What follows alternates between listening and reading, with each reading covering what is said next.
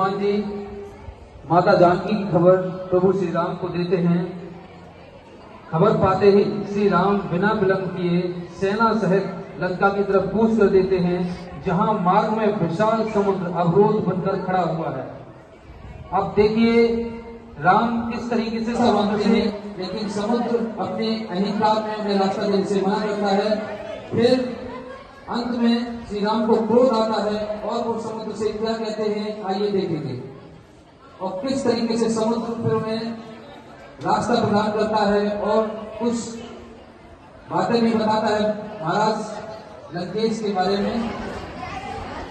तो श्री राम समुद्र पर अपनी छोटी सी सेना, जहां पर सुग्रीव, हनुमान और बहुत सारे लोग हैं, उनके साथ जा रहे हैं।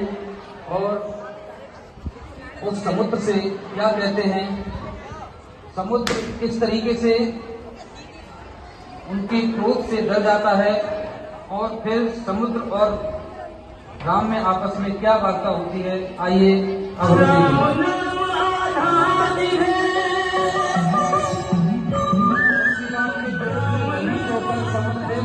उपाय बताते हैं, यदि पत्थरों पर आपका नाम लिखकर नलिन द्वारा पत्थरों को समुद्र में छोड़ा जाए तो वो पत्थर तैरने लगेंगे और एक मार्ग का निर्माण किया जाएगा।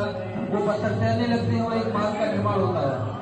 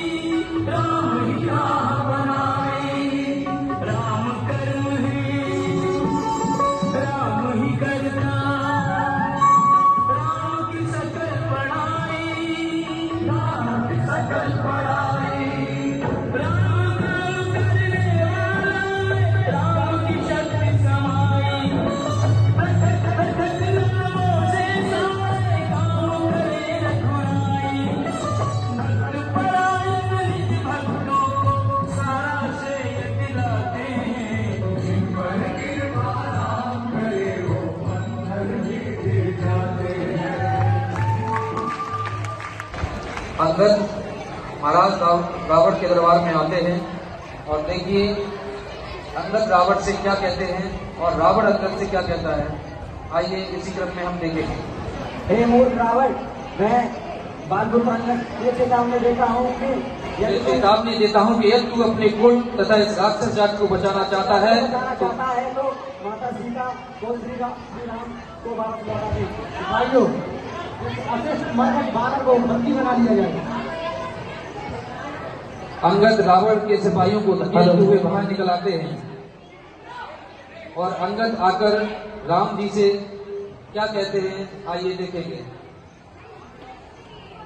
जब अंगद को वहां से रावण के द्वारा तिरस्कार करके भगा दिया जाता है तो अंगद राम से ये बताते हैं कि किस तरीके से रावण किसी भी बात पर सहमति नहीं हुआ, वो शांति प्रस्ताव नहीं चाहता है, वो माता सीता को शांति प्रस्ताव से नहीं लौटाएंगे, इसके लिए हमें युद्ध करना ही पड़ेगा। तो अंगद और राम के बीच क्या संवाद होता है, आइए देखेंगे।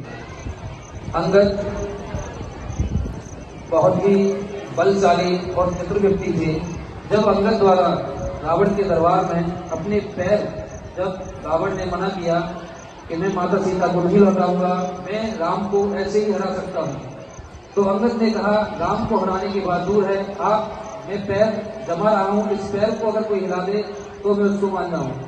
और जब अंगद उस दरबार में अपने पैर को एक स्थान पर जमा देते हैं तो किसी भी पूरी सभा में किसी भी वीर योद्धा में इतनी ताकत नहीं होती कि वो उनके पैर को हिला सके। तो इस प्रकार से जब अंगद वहां पहुंचते हैं तो राम और अंगद के बीच क्या संवाद होता है,